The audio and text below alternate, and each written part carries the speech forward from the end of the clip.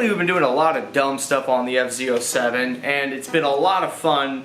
And one of the biggest comments I always see about that is, Jake, why don't you supermoto the FZ07? And there's been some recent new bikes though that are coming out which have actually made me think of what would that be, what would that look like if this bike was a supermoto bike. The Yamaha T7 and the KTM 790 Adventure. I think it'd actually be really cool. And hey, maybe, just maybe, someone from Yamaha or KTM, if they could hear what I'm gonna say here, or even from another manufacturer, I think there's possibility here for a really badass bike that doesn't exist, and it'd be a complete new breed. It's kind of like a hybrid supermoto. The closest thing I could think would be like a hypermoto, but the hypermoto doesn't actually have real suspension. It's cast wheels. It's a monster. It's not a supermoto. But to explain all this real quick, we have to first talk about adventure bikes, which I know sounds weird, but we have to talk about what the 790 Adventure is and the Yamaha T7. Now if you look at adventure bikes, almost everything's over 500 pounds. Even the African Twin, probably one of the most capable adventure bikes out there, and it's over 500 pounds. These are big bikes. The other direction is going to a dual sport, maybe a big CC dual sport. They're pretty wimpy on the street, and they're not necessarily half the time that great off-roading either. I'm talking like DR 650s and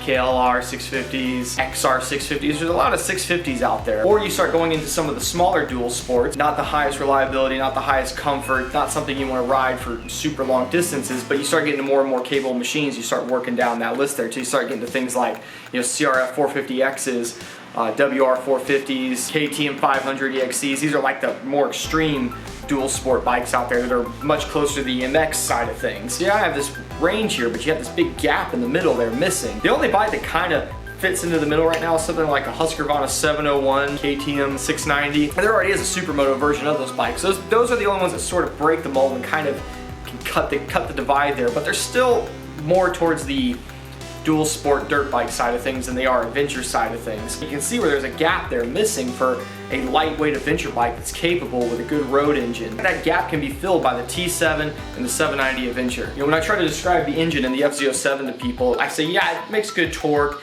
it's good low end, everyone talks about that. I said, but it's just the feel, the power, the response.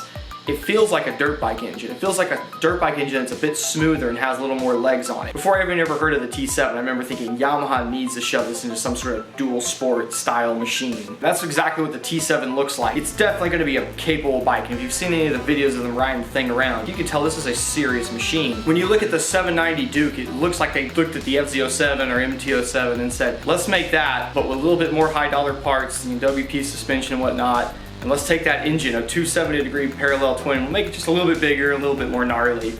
They just took this bike and made it more badass. I have to imagine that's also going to be a great base, you know, once they have that long travel suspension and those wheels to it. They're going to make good adventure bikes. So how do we turn those into a supermoto bike, and what does that look like? Is that actually going to be cool? Is that going to be something fun? Well, I hope so, otherwise this whole video just seems stupid. It's definitely going to be, yes, heavy for a supermoto bike, but honestly, off-roading this bike the other day, as ridiculous as that was and uncomfortable at times, it surprisingly isn't that hard to handle a 400-pound bike or a 380-pound bike off-road. I can't imagine how nice it would have been if I actually had long travel proper suspension. Totally is doable, especially in America. This is a big open place, man. We don't have these tight, bindy little roads, so I think a big CC supermoto-ish bike, a real one, not a hypermoto, a real capable bike would be probably one of the most ultimate tools you could have. The things you could do, the activities. There's so many activities. I mean, there's times that I need to jump on a bike and ride an hour before I start riding my supermoto. That means taking the truck, basically, you know. They said the only bike that can kind of bridge that gap, in my opinion, that's still capable, 701 Supermoto. The motor's got enough legs on it, they can easily hold highway speeds all day. But that motor, if you could cram it in there, just hypothetically, it could be better. It would be better. It would be a wild bike. Funny thing is too, I think on paper those put about the same power down, but a parallel twin versus single, you just have to ride them both to understand. This engine's honestly more torquey and grunty than a 701 Supermoto. Remember, I went and rode that bike for a week while owning this bike. Okay, but how do you actually build these bikes out of those adventure bikes? What do the manufacturers need to do to turn them into supermotos? The obvious thing is they need to put 17-inch rims on them. And they need to do it with the spoked wheels they already have. They don't need to try to do some cast wheel or some forged wheel. Supermoto wheels need to be spoked wheels. They're just stronger, they got that little bit of flex in them. KTM's got that cool tubeless system. Of course, Yamaha can also just build build a rim the way they do the spokes. They want to make it tubeless. I don't know if the T7 is going to be tubeless. 17-inch rims. They obviously need to keep the dual disc brakes on there, rework the suspension. Bigger things you have to address on both bikes is really the gas tanks. You got to slim them down. You got to trim some weight off. Most people riding these things into a supermoto bike are not going to want to travel a bazillion miles. The Yamaha, it's pretty obvious. It's got this big mega tank and this rally fairing. All that has to come off, slim the tank way down, put some normal dirt bike looking shrouds on it. If you look at the concept version, the plastics on the back are way better. The production version, you know, you can probably get away with it. I think the bigger problem though is that seat. It's got that real high curved up seat. So when you change the tank, you also got to make it take something like a WR seat. Bring the tank down, get rid of that whole weird front end light thing. I mean, I'm sure it's great for the T7 and its purposes, but nobody in a supermoto world is going to like that front end or anything close to it. The slimmer the better, like WR450 headlight on there. The KTM on paper looks simpler because the tank, everything, the lines of it are beautiful. It just has these big weird hunky things at the bottom. I found out that's part of the gas tank. I guess it's supposed to help balance the bike and do all this stuff. So I guess there's some gas in the top and gas down in these big things down there. But those got to go. You got to cut them off. The only weird thing about that is, you know, the fuel pump is probably down in there. So engineering wise, that might be slightly more complicated. But in both cases, I see you can really slim the bikes down. Anybody who's wanting this bike isn't going to want a whole bunch of extra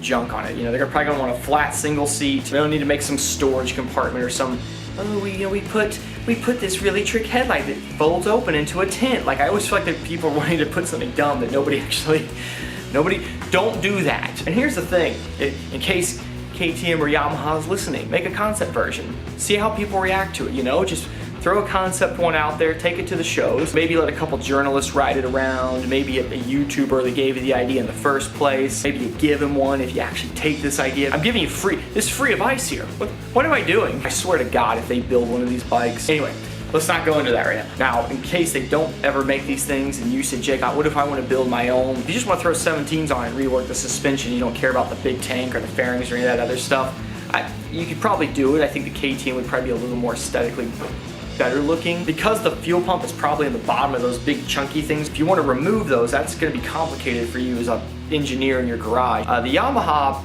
assuming the bottom of the fuel tank is going to stay where it is and you've got enough room to chop the tank and still leave the top of the fuel pump, you're still talking about cutting up a fuel tank, but you don't have to do any weird engineering. You're just cutting off the sides, making it into a little rounder tank, make it so it can take tank shrouds while you're at it, try to get a flat seat on there, and put a whole, you know, dirt bike, you know, like maybe like a WR headlight. The problem that I worry about is that both these manufacturers have sort of, you know, tried supermotos and bigger, like KTM will probably go, oh, we did with the 990 supermoto back in the day. But the problem is that wasn't a real supermoto. That thing was big, it's heavy, had cast wheels, didn't have real suspension travel.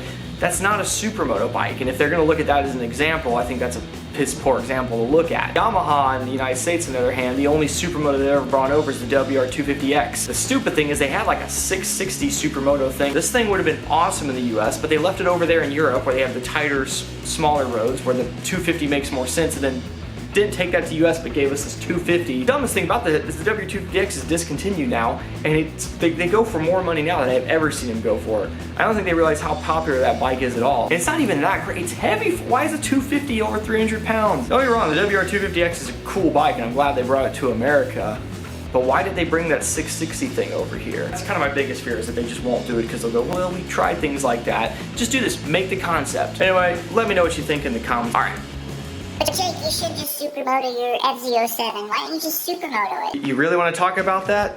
Because I know it's going to get broad. You want to talk about it? Okay, fine.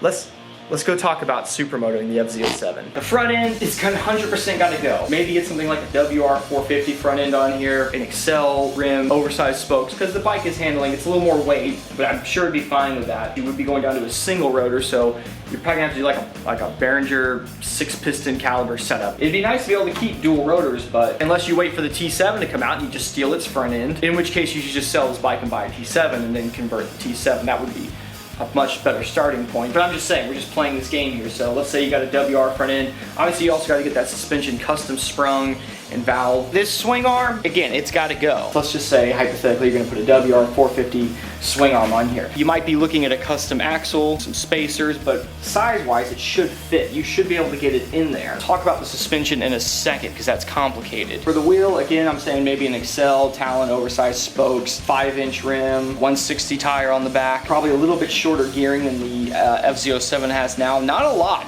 I imagine you probably only want to go up maybe 1 or 2 teeth on the back. The subframe here, which really is connected directly into the frame. This is something you're seeing on a lot of these more budget-minded bikes these days. You're gonna cut off your points here, make a whole new subframe, and maybe make it where it can be bolted on, taken off. But now you have a shock though that's traveling in this direction, and it's really long. The linkage is going to be hanging out under the bike, and the top of that shock is probably going to be above the seat. New subframe, it's going to have a kind of a straight across, because you're going to get a dirt bike seat up here, and you're also going to want to make a mount, which is going to be right under where you'd be sitting, where it is on a dirt bike. You have to have the bottom of the shock right under here. So you're gonna have to have strength and all that to hold that shock in there. That means when it's done, you're gonna have to take the whole thing apart and powder coat it. Okay, all the body work, the seat, obviously the subframe, all this is gone. The tank on this bike is probably okay. It's this little sort of nugget in here, it's a little metal thing. So you're probably gonna need to now build your own sort of cover over this, something that's gonna let you tie in some sort of shrouds, or maybe you build it into that, something that looks cool. It's probably not going to completely come down and cover the radiator, so you're probably going to get a radiator guard on here as well. There's already a good number of aftermarket ones of those, so that's not a huge deal. But you know, maybe put like a WR450 fairing on here, dirt bike headlight and all that while you're at it. These bars will probably work. That's one thing that can stay, since we already put Carmichael bars on here. I think those will work. Although once you have a taller seat up here, these might be a little low. So maybe not. Maybe you have to put like a CR high bar. You also need to make a tab on the tank and something so you can put your long dirt bike seat back here. Since we're building our own subframe and all that, we can go ahead and build little tabs to hold what kind of our fairings we're going to put on here. I say use WR250X fairings, because they don't really have any hangover for an exhaust on it. So I don't think you're going to want to try to bring the exhaust up. But yeah, you tie that all in. Oh yeah, the exhaust. Trying to tuck this up high to the motor here is also going to be really difficult. You're probably not going to be able to tuck it behind the frame here with the new shock, and you're going to have to probably relocate the battery to in this area. You're going to have to do some funny stuff here. It's totally possible, but the exhaust is just going to be too tricky to try to run it up higher. I think you're going to have a system with lots of shielding going all the way across here, and it's just going to be bulky. Your leg's going to be resting against it. I honestly think it's going to be better to leave it low. That's what all the other adventure bikes are doing, and they're wrapping a skid plate under it. How are we going to put a skid plate under it? Okay, we're going to have to build something that wraps under the bike here, and I think what you're going to have to do is you're going to have to use this point right here, something that kind of hooks underneath here, made of the shape, and it bolts in, similar to how this thing bolts in now. It's going to be a big outer tube that's going to come down. It's going to act kind of like an adventure bike crash bar too. It's going to come down, it's going to tie into the other side, and then we're going to have these bars that run back, and then we'll tie it back into here. Maybe make this thing sit out a little further. This is kind of what holds the rear set on, and we tie into this thing, bolt it in, just make these bolts a little longer. This moves out just a hair, not a big deal. And then we've got bars that run under that. This thing's probably going to be a little bit heavy. The good thing is, when all in here, it'll add strength to the frame, as well as give you a place to bolt a skid plate to. I know you're thinking, but the exhaust, leaving the exhaust down there, you're going to lose ground clearance. Not really. The exhaust is completely flush with the oil pan. The oil pan's right here. Literally actually hangs a hair lower in a few spots. So you're already going to have to build to wrap around this anyway. That's one of the other reasons I say just leave the exhaust where it is. See, I've thought about this a lot more than you think. It's a huge undertaking. I think you're better off waiting for the T7 to come out, selling your FZ07, getting a T7, and then doing this insane conversion to it. Or the 790 Adventure. Either one. Just need to get another Supermoto bike, man. I'm going nuts over here. Those are my crazy think thoughts. That's how you Supermoto an FZ07, how you Supermoto a T7, how you Supermoto an Adventure 790. I've given a lot of examples of how to do things now. Now, it's up to you. I don't know what that means. All right, later.